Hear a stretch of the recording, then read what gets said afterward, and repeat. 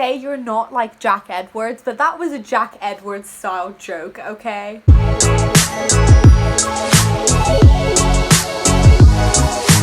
Hi everyone, welcome back to our channel. Today we're going to be talking about our top 10 moments, 5 each, of our time in St. Andrews thus far. Are they our best moments? I don't know if they're all my best moments. For me, I would kind of say some of them are really good moments, some of them are very like St. Andrews moments, and also some of them are really ridiculous moments that I would have only done at university. But yeah, if you guys wanted to see our top 10 worst moments, let us know, because we've probably got a lot of them. One of them that I'm going to discuss right now is best and worst all in the same day. So Kiana, take it away. It's so cliche me saying this, so I apologize in advance, but Raisin in first year was genuinely one of the most fun and also one of the worst days of my life. Best and worst simultaneously. I think it was really good up until about midnight. I was up until 5 a.m. having an argument with a boy. We're not going to discuss that. Basically, the day began with my mum's had invited us over at 10 a.m. for breakfast. I forgot that they don't sell alcohol until 10 a.m. in Scotland. I was waiting at Tesco until they let me buy alcohol, and then I went to my mum's houses and I had to do like a dancing punishment, which was meant to be embarrassing, but I quite like dancing, so it worked out quite fine there. And then we quickly began drinking. We will insert many photos. I got like a bottle of vodka and a mixer of lemonade, and I think I finished about 3/4 of that vodka that day. Proud moments for sure. My mums are English students. They dressed us up as hobbits from Lord of the Rings, gave us a scavenger hunt written in poetic riddle form, and we had to figure out what we were meant to be doing while we were drunk after taking initiation shots of tequila from their goblet. And then we went around town. So Mum's made me promise to take a vlog of this. Oh, do a vlog. Yeah, just like a casual vlog. Vlogging, yeah. We're just on our way to go find a dog. And I can find the cat. I can find the cat. I know where the cat is. The cat! I've seen the cat. And a dog! Very drunk, everyone was very drunk, and then came back for lunch, had a lovely lunch. They fed us so much, which I appreciate. Went home, had a 2-hour nap, came back, preed again, and then we went out dancing at the Vic.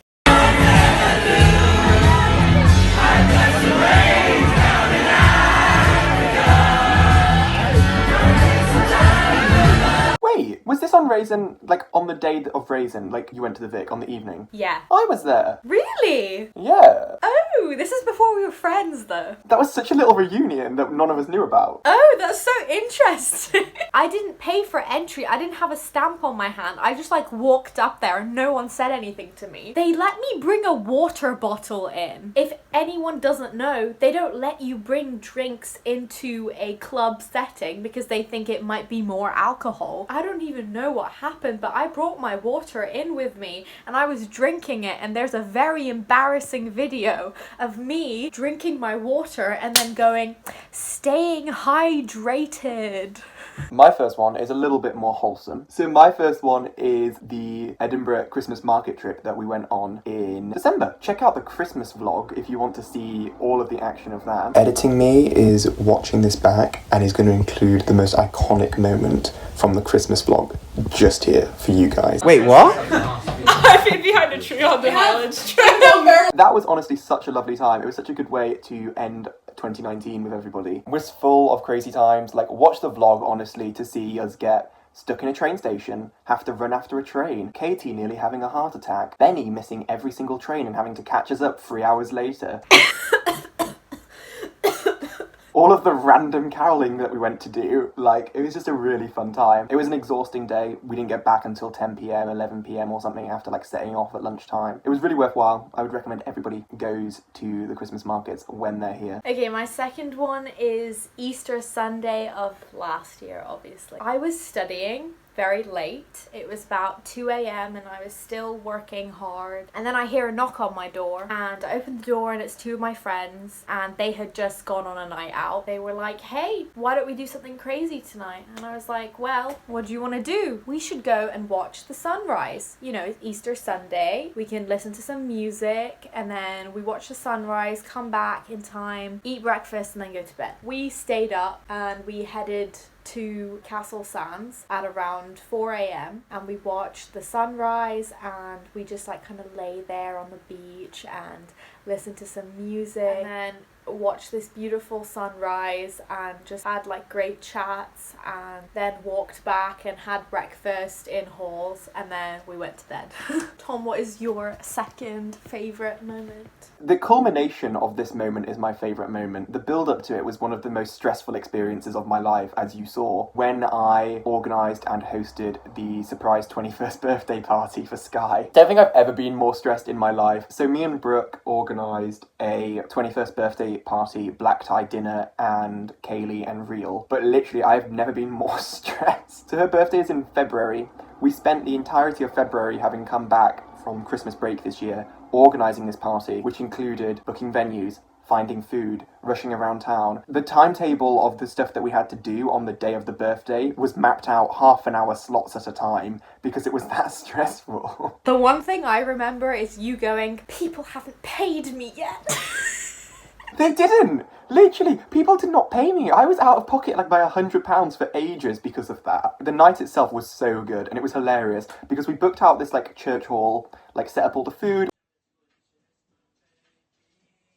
all the tables, all the alcohol and the wine and juice and stuff. We'd gotten speakers in. Everyone had come really dressed like in black tie and stuff. Like, I was really proud of everyone. The decorations were up, the fairy lights were up, the flowers were out, everything was done. The girls had organised it so that they would all get ready together, and then the rest of us, like the guys and some of the other girls, would be waiting in the hall. So the girls come in, they're bringing Sky. We've used this whole like ruse to get her here, so it's still a surprise. Her friend walks in, who looks very similar to Sky in dark lighting, and everyone shouted surprise, and it wasn't even Sky. That entire night was brilliant, and it was exhausting, but it will go down as like a great time just because of how chaotically stressful and crazy like the build up to that was. Yeah, and also though it was like a great like memory just because literally everybody pulled their weight to some extent. Like everybody did something for that party, which was so lovely. Like 20 plus people all contributed some effort and some time into like organising it for someone. So it's like a great example really, I think, of how much people are willing to do for their friends in St Andrews, you know. Okay, what's your next one? I kind of didn't really know what to do because, you know, you're in St Andrews for New Year's, like it's not really a rave, so I didn't really know what I was gonna do, but then I found out that Era was still here. Any night out with Era is a good night out. Yeah, it's so fun. We arranged something, me, her and Darren, and then we went for drinks at a Bruco, and then we went to the Adamson for like a fancy drink,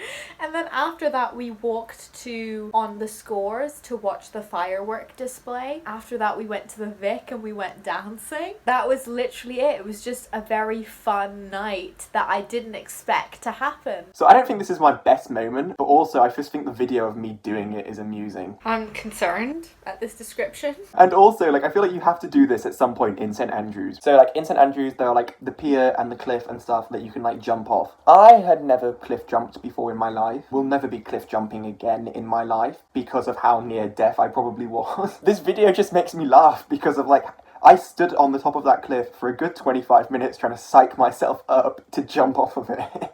And in the end, it's not even a jump, it's just a step off. But you nearly died? I'm sorry. Like, I have no description for it, so just watch the video now, basically.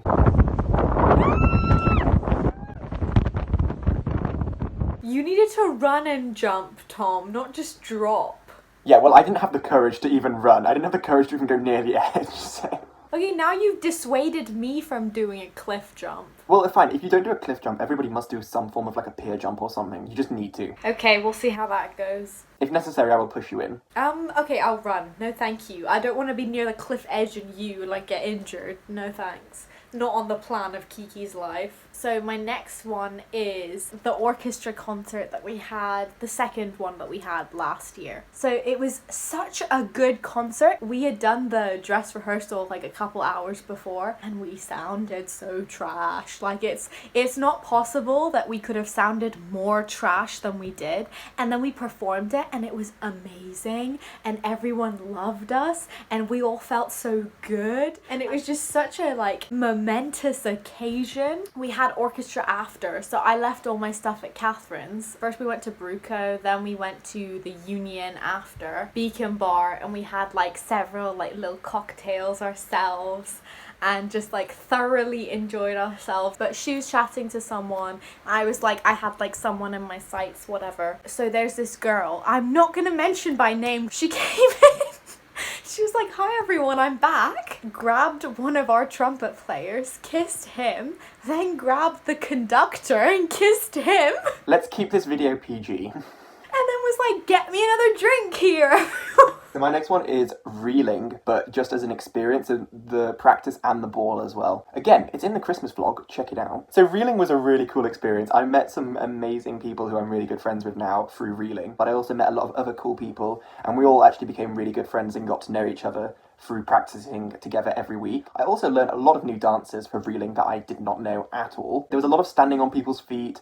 There was a lot of joking and messing about during the practices, and there was also like a week before the ball basically in which everyone was terrified that we knew none of the dancers or anything like that. But the ball was really good fun. A member of the royal family was there, which was cool. It was quite funny. People were trying to hit on him. Katie tried to hit on him, but I don't think she actually succeeded. Wait, how old is he? He goes to Edinburgh University. He was there? Yeah, so it actually turned out to be a really cool ball. Like, it was one of the most fun balls I've gone to. I think also just because we'd spent like an entire term practicing dances like every week. Bit pricey, but it looks so good. I mean, it's only it's 80 something pounds with membership, but it's worth it. My next and final one is the races that I went to this year in Musselburgh. I think that's how you say it. Is that right? I don't know. Musselburgh? Musselburgh. Yeah, Something. Musselburgh.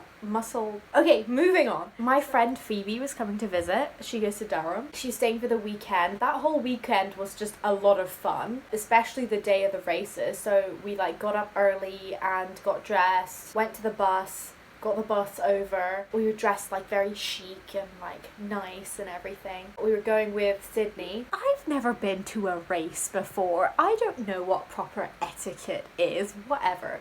So we decided to get ourselves a bottle of wine. My pro tip to everyone, the wine at these races is trash. They sold us a bottle of, I don't even know what it's called. It's such a trash wine. It was drawing near to the end of the races. I think there were about 3 or 4 races left in the day before we were gonna head to the club. I was like, you know what, we have to bet on a race. So we did, and our horse won, and that was the video in the nightlife thing where it's us screaming. Well, me screaming mainly. My screams are very poignant. We were like, hey, look at us with all our money. We were feeling hungry when we got to the club. I was looking up all the vegan restaurants nearby, and the 3 of us went to a vegan restaurant for dinner, and it was delicious. Like, I have to go back to that same restaurant. That's how good it was. And you got money out of it as well. I was kind of like, I hope this doesn't like send me down like a gambling path.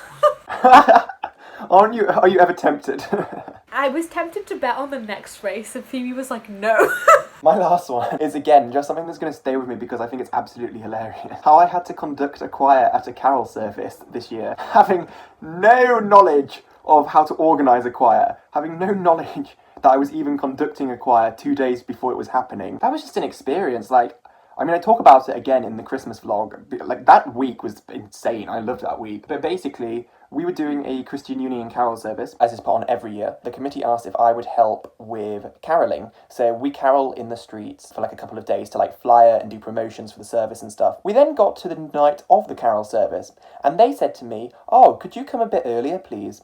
So I turn up a bit earlier, and then it turns out I'm now standing in front of the entire congregation of 700 plus people to conduct a carol service. You didn't tell me it was 700 people. This is how bad it was. The songs that we'd got sheet music for that I printed off myself did not match up to the programme. Organist literally came up to me after we practiced the first song and was like, you have no idea what you're doing, do you? And I was like, nope.